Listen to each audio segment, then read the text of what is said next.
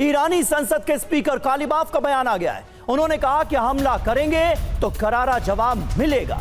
America ने अब तक धौंस जमाने की कीमत नहीं समझी, बेकार की कोशिश की तो अंजाम बुरा ही होगा।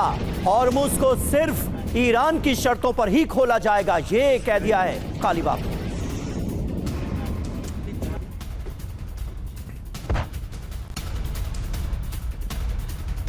और देखिए एक और बड़ी खबर, ईरान के विदेश मंत्रालय का बड़ा बयान। ईरान पर हमलों में यूरोप निष्पक्ष नहीं है, ईरान की तरफ से कहा गया। यूरोपीय देशों ने अमेरिका को सैन्य अड्डे दिए हैं, यूरोपीय देश अपनी जिम्मेदारी से बच नहीं सकते। मार्क रूटे की भाषा चापलूसी वाली है। तो आप देखिए गुस्सा अब ईरान की तरफ से यूरोपीय देशों पर भी निकल रहा है और उनकी तरफ से कहा गया है कि अमेरिका को मदद पहुंचाई गई। जो सैन्य अड्डे हैं उसका इस्तेमाल करने के लिए अमेरिका को मंजूरी दी गई।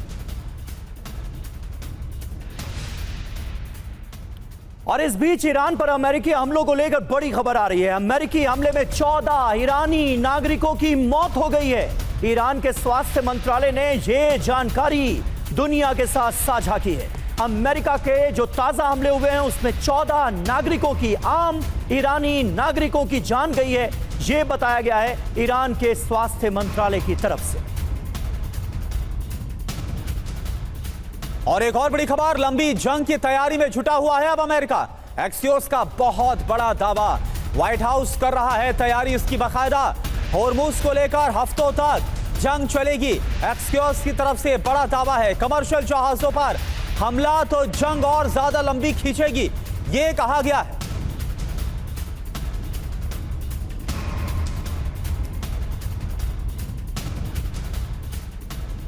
तो देखिए ये तमाम खबरें किस तरफ इशारा कर रही हैं। साफ पता चल रहा है कि अमेरिका ईरान जंग इस बार लंबी चलेगी। एक्सियोस की रिपोर्ट क्या कहती है? व्हाइट हाउस लंबी जंग की तैयारी कर रहा है। हॉर्मुज स्ट्रेट को लेकर कई हफ्तों तक इस बार जंग चल सकती है। कमर्शियल शिप पर हमले होंगे तो यह जंग लंबी चलेगी। अमेरिका नहीं चाहता कि हॉर्मुज में जहाजों की आवाजाही रुके। ईरान ने पहले हमला किया, इसलिए अमेरिका ने जवाब दिया। शर्तों के मुताबिक समझौता नहीं तो हमले जारी रहेंगे। अब संघर्ष बढ़ने से तेल की कीमतों में ज्यादा बढ़ोतरी नहीं होगी। बड़ी बात यह है कि इस बार नेटो का साथ मिलने से अमेरिका का कॉन्फिडेंस हाई है। अब अमेरिका ईरान की मांगों को मानने के लिए तैयार नजर नहीं आ रहा है। यह एक बड़ा बदलाव है। और देखिए एक और बड़ी खबर है, अमेरिका ने 7 घंटे तक ईरान पर हमला किया। अमेरिका ने ईरान में 90 हमले किए हैं। एयर डिफेंस मिसाइल साइट्स पर हमला किया गया। अमेरिका ने कल 5 घंटे में 80 हमलों को अंजाम दिया।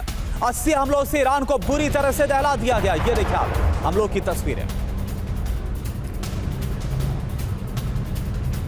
और हमारे साथ हमारे सहयोगी मनीष झा भी इस वक्त जुड़ रहे हैं। मनीष, एक बड़ा अंतर इस बार अमेरिका के रुख में नजर आ रहा है। सेंट्रल कमांड की तरफ से जो बयान जारी किया गया उसमें भी यह कहा गया कि हम डोनाल्ड ट्रंप के निर्देशों पर इस हमले को अंजाम दे रहे हैं। मतलब ईरान की तरफ से जो हमले किए गए उसका रिटेलिएशन नहीं है, इस बार यह कुछ और है। जो कुछ भी यह चल रहा है, क्या इसे दोनों देशों के बीच जंग माना जा सकता है, या यह कहा जा सकता है कि जंग अब शुरू होने जा रही है और एक तरह से वो स्टार्टिंग पॉइंट मिल चुका है अमेरिका को? बिल्कुल, देखिए सेंट्रल कमांड ने तो ट्रंप को सुप्रीम लीडर तक बताया। ठीक है, सुप्रीम लीडर है, राष्ट्रपति हैं, फोर्स के सुप्रीम लीडर है, लेकिन जिस अंदाज में ये बात कही गई है सेंट्रल कमांड की तरफ से, उससे तो साफ तौर पर लग रहा है कि अब अमेरिका का मिशन कुछ और है। जिसको उन्होंने ये कहा है कि ईरान की जो क्षमता है हॉर्मुज स्ट्रेट में उसको खत्म करना है, उसमें जबरदस्त कमी लाना है। तो अगर ईरान की क्षमता में कमी लानी है तब तो फिर ये जंग 1 रात 2 रात से नहीं काम चलने वाला है, फिर तो ये लंबी चलेगी। और इसीलिए लगातार हम अपने दर्शकों तक ये बात कह रहे हैं कि ये ईरान 3.0 जैसा दिख रहा है। क्योंकि आप देखिए अप्रैल में जब जंग रुकी 40 दिन के जंग के बाद, ऐसा नहीं है कि उसके बाद से हमले नहीं हुए। उसके बाद से करीब 1 दर्जन बार हमले हुए, छिटपुट हमले हुए। कभी 2-4 स्ट्राइक अमेरिका ने मार दिया, कभी ईरान ने मार दिया। लेकिन पिछले 48 घंटे से क्या हो रहा है, एक रात में 80 स्ट्राइक, एक रात में 90 स्ट्राइक, और इतना ही नहीं, अब केवल मिलिट्री साइट्स के अलावा अब आप सिविलियन इंफ्रास्ट्रक्चर पर भी अटैक कर रहे हैं। ये बता रहा है कि दरअसल अमेरिका ने अपनी तरफ से जंग का ऐलान कर दिया है, और आज ईरान के सुप्रीम लीडर के सुपुर्दे खाक होने के बाद IRGC को आज की रात तय करनी है कि क्या वो इस जंग को आगे बढ़ाएंगे या फिर अमेरिका के तरफ से इस तरह के हमले को लगातार सहते रहेंगे।